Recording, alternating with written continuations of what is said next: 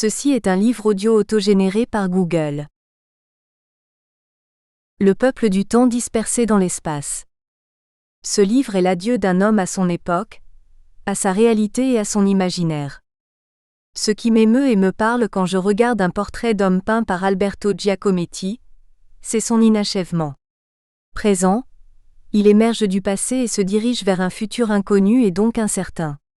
Mort, il reste vivant.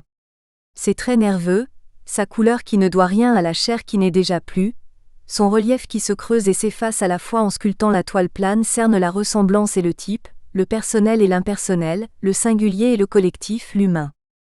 Je ne dispose que des mots d'une langue parmi tant d'autres pour dépeindre un spectre, un fantôme qui hante depuis longtemps déjà nos sociétés, celle en tout cas qu'on dit occidentale, l'orientale de nos rêves et de nos cauchemars, en miroir permanent. Résumé en un seul vocable, le juif avec toute sa charge affective d'admiration, d'envie, de réprobation et d'opprobre. À défaut de se traduire littéralement, ce qui s'exprime en une langue peut se transposer dans toutes les autres. Rien de plus vain que de croire que le juif ne s'exposerait entièrement que dans l'une ou l'autre langue juive. Le livre du peuple du livre est ouvert à tous et a été traduit dans toutes les langues. Il n'en est pas moins énigmatique pour autant. Avant de quitter définitivement ce monde, pour me fondre à nouveau dans cette totalité indéterminée qui nous précède et nous succède, une question me reste en suspens sur les lèvres. De quel poids aura pesé sur mon bref destin le fait d'être, comme l'ont écrit certains, né juif ? Je suis un animal humain parmi tant d'autres, toujours plus nombreux et plus envahissants, fruit d'une longue évolution, avec cette particularité de mon espèce et à un degré moindre de quelques autres êtres vivants, de ne pouvoir survivre qu'en société, dans l'apprentissage rapide et progressif des moyens nouveaux dont l'histoire en prolongement de la nature nous a dotés. Nous sommes issus du chaos originel par un processus de transformation, de sélection et d'adaptation successives, dont il ne nous sera jamais possible, individuellement et collectivement, de reconstituer le déroulement entier. Et la possibilité de nous connaître et de nous comprendre complètement nous reste ainsi à jamais interdite. Cet effort cependant nous animera toujours, de notre premier « pourquoi ?». Rester sans réponse satisfaisante, au point que des questions successives ne cesseront de nous hanter, remplissant l'univers imaginaire qui synthétise la condition humaine et ce jusqu'à notre dernier soupir. Imaginer le passé et rêver le futur sont notre lot permanent, et s'articulent en grands systèmes qui se sont imposés à nous, à chaque individu concret arbitrairement nommé dès sa venue au monde en perpétuelle mutation. Tout est mouvement incessant. Et ce seul fait rend chaque expérience de chaque être particulier issu du moule commun incomparable aux autres, dont la mémoire est sédimentée en couches successives qui se mêlent intimement. Tour de Babel, dont les ruines, souvent plus fascinantes que l'édifice, ne cessent de s'élever. Culture sans cesse plus dévorante de l'image que l'espèce dut se faire d'elle-même dans les temps reculés, et dont la perception devient un lointain souvenir qui a pris nom de tradition. L'espèce avance en âge, la chose est indéniable, et sa conscience ? Chaque homme est à nouveau confronté aux circonstances de sa naissance, à tout ce qui l'entoure et l'influence, de près ou de loin. C'est assez dire combien son champ d'investigation s'étend dont il ne retiendra que quelques objets qui émergent. Et chaque nouvel observateur, si les conditions naturelles et sociales le permettent, se trouve progressivement contraint de s'assumer consciemment dans son espace réel autant que dans l'espace imaginaire global dans lequel il se meut. Ou ému. Échange permanent où ses forces s'éprouvent face à celles qui l'enserrent et le contraignent. Un jour, pas forcément un beau jour, il est « je suis là ». Ou. Prenons un exemple au hasard, Anvers, 1er décembre 1933. Avenue de Belgique. Fils rapidement conçu d'un mariage rapidement conclu par deux familles de juifs émigrés d'Europe centrale, les Aaron et les Léwin, héritiers imaginaires de la prêtrise promise par les textes sacrés aux descendants d'Aaron et aux Lévites. Des juifs donc, selon une croyance apparemment partagée encore à cette époque, sans que personne ne soit capable de lui donner un sens commun, ni ceux qui se nommaient ainsi, ni ceux qui les nommaient ainsi. Le langage serait-il la clé secrète du savoir ? La clé du monde ? Les parents Léwin ont outre un fils, 3 filles, dont l'avenir est le souci permanent surtout par les temps qui courent. Les parents Aaron n'ont qu'un fils qui concentre à lui seul tous leurs espoirs. Ingénieur fraîchement issu d'une grande école allemande. Mes parents me prénomment Jacques Élie, Un prénom juif, devenu chrétien par son partage entre deux apôtres, le majeur et le mineur. Un prénom prophétique abusivement revendiqué par ces mêmes chrétiens en annonciateur du Messie christique. Pour l'instant, larve encore inconsciente de ces charges symboliques imposées, je crie, je mange, pisse et chie, sans savoir ce qui m'attend. Attendu certainement, et choyé pendant un court moment aujourd'hui enfoui dans les tréfonds de mon être. Ontologie. À l'âge de 8 jours selon la tradition, je fus circoncis, à la maison je crois, où avait eu lieu l'accouchement. Le Moël y procéda, sur les genoux de mon grand-père paternel, Leibbier, devenu Léopold de Berthold dans l'Empire austro-hongrois dont les Juifs vouaient un véritable culte à leur empereur François-Joseph. Le XIXe siècle n'avait-il pas été véritablement le grand siècle de la judéité moderne? Ce grand-père-là, je ne l'ai pas connu. Il est mort quelques mois après ma naissance. Il se situe à la frontière des deux générations qui m'ont précédé et qui forment pour la majorité d'entre nous la limite de la transmission orale, directe et sensible. Au-delà s'étend l'écho lointain des récits légendaires. Ses parents et grands-parents m'ont introduit au monde, comme les générations qui me suivent, enfants et petits-enfants m'en éloignent petit à petit. Quant à la légende juive, n'est-elle pas celle qui nous relie au lointain commencement, aux sources du temps, dans un espace tout aussi imaginaire où les points cardinaux renvoient davantage à des catégories métaphysiques qu'à des lieux spécifiques, l'Orient, l'Occident, le Nord, le Sud, à l'exception de Sion, la Sainte Montagne, centre d'une terre rêvée, ancrage et pivot des Juifs imaginaires. Je reviens d'un séjour au Portugal. Là, comme dans l'ensemble de la péninsule ibérique, les enfants chrétiens sont aussitôt baptisés sous les blessures du Christ ou les larmes de Marie, plus vrai que nature. Trace d'un culte issu de sectes juives déjà répandues avant que l'Empire romain n'engloutisse la Palestine juive. Pour ne pas entamer la chair du jeune mâle, ces rites d'aspersion ou d'immersion en sont-ils moins prégnants? Occident est devenu leur synonyme, Orient son contrepoint de contes et de mythes. Combien de temps les récits survivent-ils aux aléas du temps? Longtemps certainement chez ce petit peuple doté d'une imagination tenace. À l'articulation historique de deux moments cruciaux de la judéité, j'en ai retrouvé cette trace étonnante dans une revue des Juifs allemands, qui s'intitulait L'Orient. Notre héritage, arraché par l'épée exterminatrice, Völkervertilgend, des Romains, dévasté par les conquêtes tempétueuses des Arabes, des Séleucides, des Mongols et des Ottomans, attend ses propriétaires légitimes, pour sortir du néant et retrouver la grandeur que David, souverain de Jérusalem et de Damas, lui avait donnée. Qui dira la somme des transformations et des événements qui forment les bases d'un être de raison, puisque l'on affirme que c'est cela que nous devenons au terme des 7 premières années d'existence. Au Cabal. La Belgique, notre terre d'accueil, je l'appellerai toujours ainsi, vient d'être envahie elle pour la seconde fois en un quart de siècle par le même État voisin, tombé cette fois aux mains d'une clique politique d'autant plus inquiétante, qu'elle avait inscrit d'emblée dans son programme la nécessité impérieuse de sauver le peuple germanique de l'emprise de son antithèse, le juif, dans toute l'imprécision calculée de cette antirace maléfique.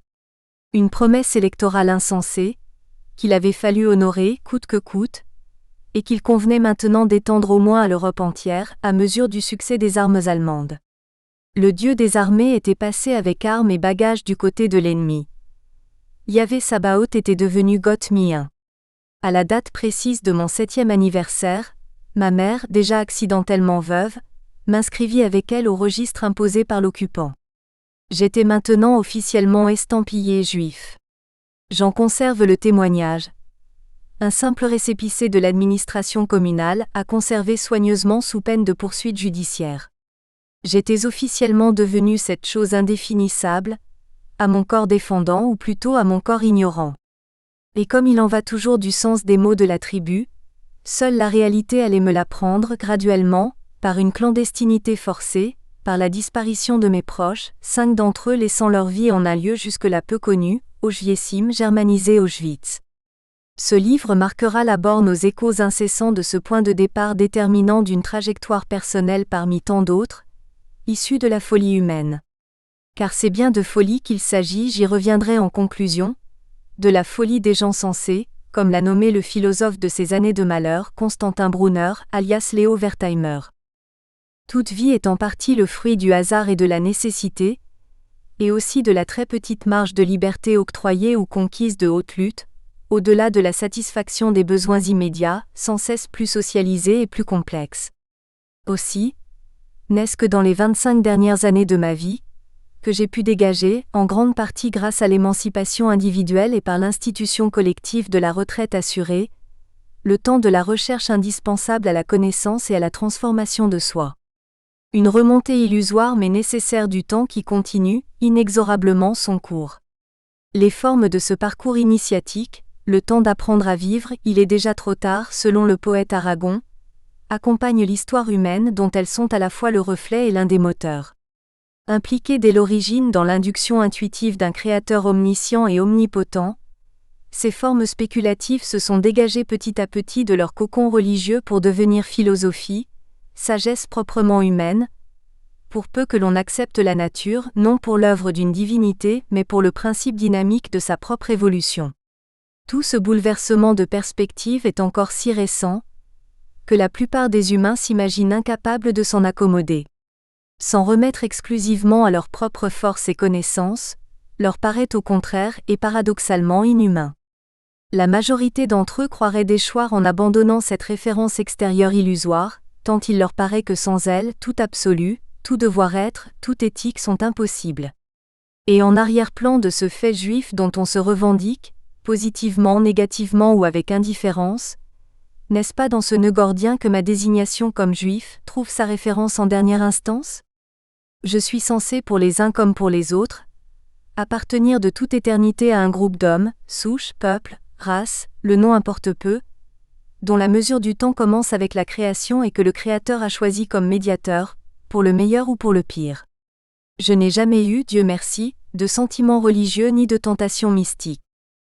Dans le monothéisme occidental où j'ai vu le jour, la croyance est encore communément répandue et affirmée que les Juifs, ou plutôt le Juif, en la personne du mythique Moïse, a entendu, à défaut d'être autorisé à voir Dieu, et que par son truchement, son peuple tout entier a bénéficié de ce lien immédiat que les autres lui envieront toujours.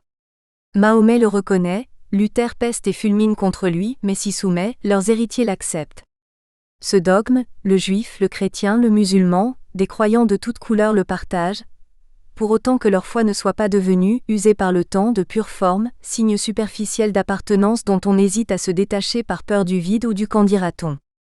Toutes les sociétés constituées se légitiment par leurs sources imaginaires, en un récit de plus en plus global, où chacune cherche à se distinguer par rapport aux autres. Au XIXe siècle, les histoires fusionnent en une histoire et à l'heure où émergent des États-nations, créateurs de nouveaux peuples modernes, les empires multiethniques antiques continuent à fasciner, et son modèle idéal par excellence, la fusion du pouvoir civil et militaire de Rome avec la théocratie hébraïque abattue mais victorieuse dans sa reconversion, semble être devenue la référence incontournable. Napoléon abat ses cartes de parvenu politique sans droit divin. Le jeu du grand Sanhédrin ressuscité. Entrelacs inextricables de croyances et de préjugés, en contrepoint d'un renouvellement sans précédent de toute la production d'artefacts dus au génie humain, et d'une remise en question aussi révolutionnaire des rapports entre couches sociales. Il n'en fallait pas davantage pour solliciter au maximum toutes les capacités humaines d'adaptation, et ébranler l'ordre social difficilement maintenu durant des siècles entre noblesse, clergé et tiers-état émerge. Sur base, essentiellement, du travail agricole nourricier de tous, qui cède à la manufacture et à la diffusion des outils. On comprendra aisément que la singularité du destin collectif des hommes dénommés juifs se soit trouvée au cœur des préoccupations, largement imposées, de l'un d'entre eux, ce Jacques-Élie Aron, dans la peau de qui j'ai dû me glisser vaille que vaille, qu'elle soit à ma taille, trop grande, trop petite ou totalement incommode, ou selon ce que je devrais être pour satisfaire à l'impératif moral de l'individualisme nietzschéen. Deviens ce que tu es. Je ne suis pas un obsédé de cette prétendue identité, de cette assignation forcée à rentrer dans le rang. Au contraire, je la crois complètement irrationnelle, dans la mesure où elle repose sur un principe de pure rationalité mais dévoyé, c'est-à-dire par nature inapplicable au vivant. Si A égale AB, A égale A différent de B. Permet de regrouper logiquement par catégorie des éléments identiques. Il n'y a pas, pris dans leur globalité, deux individus identiques, ni même deux groupes d'hommes identiques. Décréter leur identité revient à les regrouper arbitrairement sur quelques critères que ce soit, pour les distinguer aussi arbitrairement d'autres individus ou d'autres groupes. Si l'on appelle aujourd'hui communément raciaux les regroupements opérés sur la seule base d'indices superficiels, couleur de la peau, forme des yeux ou des nez, etc., les ressemblances plus subtiles n'en sont pas moins suspectes et préalablement orientées. À cette pratique intéressée aussi vieille que l'humanité, l'affirmation d'une identité juive semble ne faire exception que dans la mesure, et là réside à mes yeux la seule question valablement posée, où elle s'opposerait à la fois à toutes les autres. D'où provient sinon du judaïsme lui-même dans sa préexistence séculaire à sa filiation monothéiste, chrétienne d'abord, musulmane ensuite, cette opposition binaire des juifs et des non-juifs, décrétée d'abord barbare ou païen, ensuite goïm, gentil, toutes nuances confondues en un front compact d'ennemis naturels et éternels des dits juifs. Qui, mon Dieu, nous a produit ce salmigondi? Qui nous a imposé cette exception qui ne peut être que génératrice de haine et d'exclusion? Au cours de mes recherches, commencées il y a plus de 20 ans, je suis parti en quête d'une réponse à cette question d'un monde, occidental tout au moins, clivé en deux entités s'excluant l'une l'autre, les juifs et les non-juifs. Ce monstre a deux têtes qui s'entre-dévorent en permanence. Il ne s'agit pas d'une quelconque question juive telle qu'elle a fait surface au cours de l'histoire, c'est-à-dire vers 1840, date à laquelle, dans la Confédération germanique, d'une part, dans la France monarchique de constitution libérale mais de réaction cléricale, d'autre part, se sont opposés partisans et adversaires de la citoyenneté civile accordée aux premiers et reconnue pour la première fois par les seconds dans le déroulement imprévu de la Révolution française.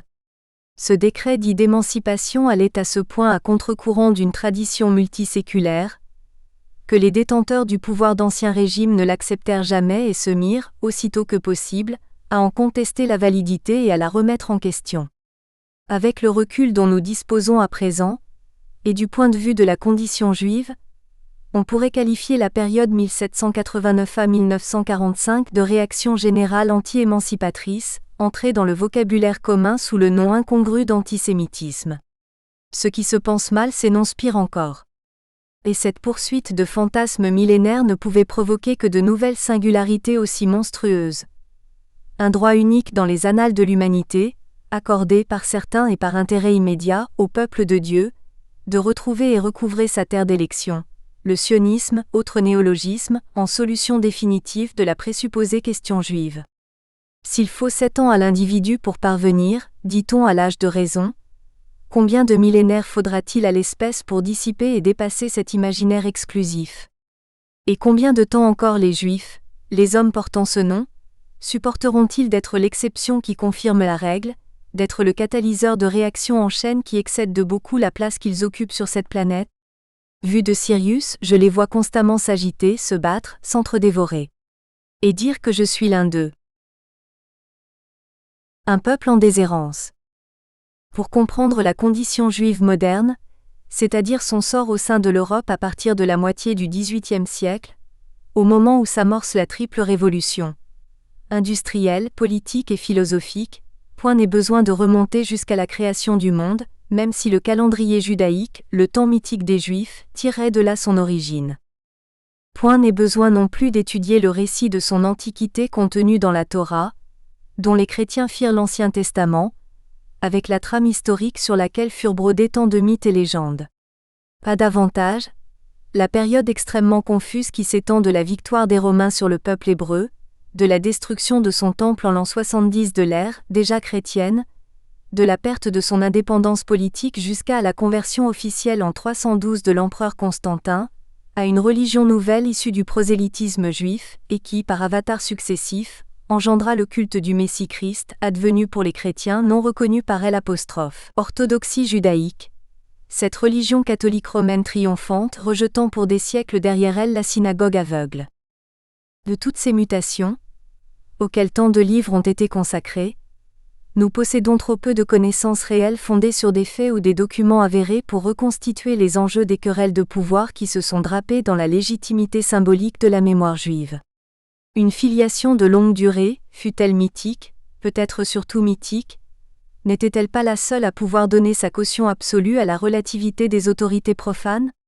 Laquelle, sinon la juive, disposait-elle du prestige incomparable de la révélation faite au peuple du livre, d'une sainte parole émanant directement de la bouche du Créateur de toutes choses.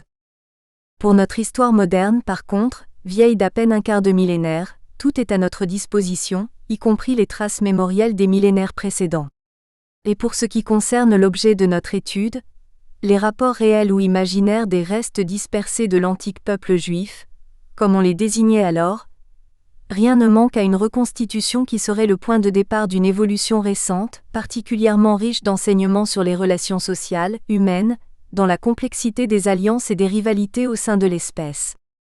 Les individus désignés comme juifs, hébreux, israélites, ont été partie prenante, en plus ou moins grand nombre, des différents aspects de la triple révolution précitée, y occupant des fonctions économiques, politiques, religieuses ou philosophiques caractéristiques. L'arrière-plan évoqué fournit les clés de leur particularisme. Un référent extérieur théologico-politique de longue durée en rivalité permanente avec une insertion mouvante indispensable à la survie en tant que personne ou que groupe dans la diversité des autres peuples. Homme double par excellence, le juif, appartenant au passé et au présent, est difficile à cerner. Pour soi-même ou pour ses interlocuteurs. Le noyau de l'identité qu'il se donne ou qu'on lui prête reste de nature religieuse, même si son nouveau rapport au monde le pousse souvent à ne plus croire. Son insertion dans là où les sociétés civiles s'ouvrent en un éventail de plus en plus large. Les privilèges politiques et civils de sa communauté religieuse entrent en conflit avec la démocratisation des sociétés environnantes dans lesquelles il est contraint de s'inscrire. Contradiction croisée qu'il lui faut assumer, à défaut d'un isolement, bien ou mal vécu, dans l'orgueil ou dans la déréliction. Nous pouvons parfaitement, comme beaucoup de nos prédécesseurs l'ont fait, placer cette révolution française aux dimensions européennes, à l'origine renouvelée de cette... Nous espérons que vous avez apprécié cet aperçu. Pour continuer à écouter ce livre audio sur Google Play Livres, utilisez le lien dans la description de la vidéo.